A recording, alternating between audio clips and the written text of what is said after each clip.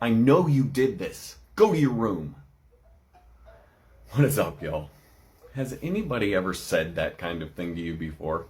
Or have you even said it to yourself, to someone else? I'm going to guess it's one or both of those. Probably both.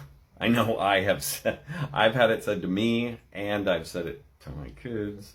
I've also said similar things to this to people that I've managed in the past, actually.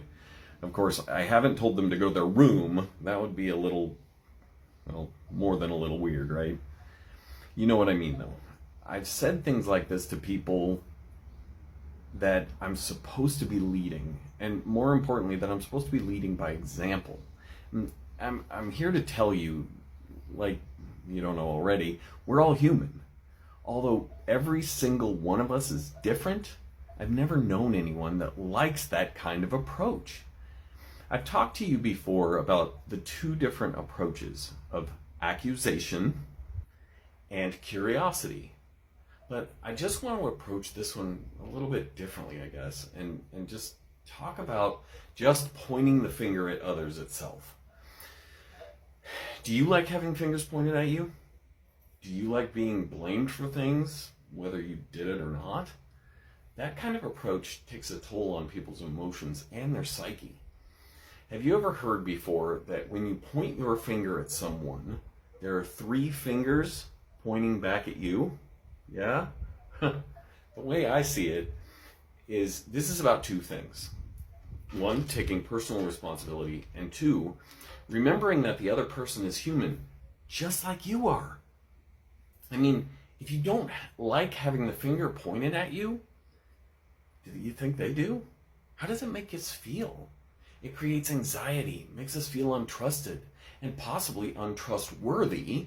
It makes us feel embarrassed and even humiliated, whether we did the thing we're being blamed for or not. It's not cool, y'all. Very simply, this is an approach that is very prevalent in our society and our workplaces that we have to try to get away from.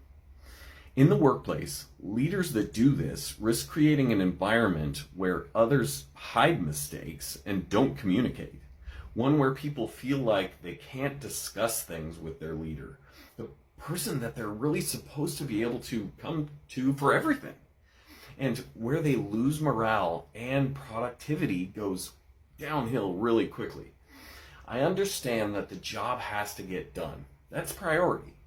However, if you act like a dictator and stick your finger out every time something goes wrong, your people are not going to want to work for you.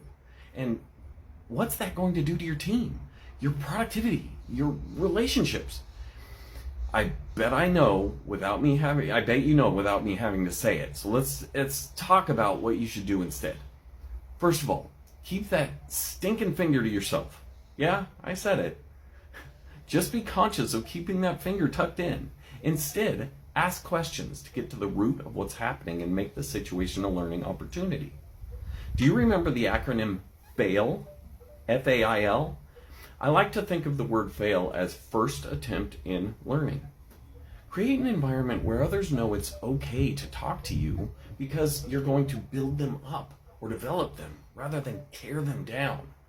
One way you can do this is, as you ask the question, put your palm out like this. What do you think went wrong with this situation? Demonstrate it. These 2 things combined, question and gesture, tell the other person that you care, that you're invested in their learning, and that they can come to you when something goes wrong. Sometimes the simplest things can change people and relationships in a big way. Think about it.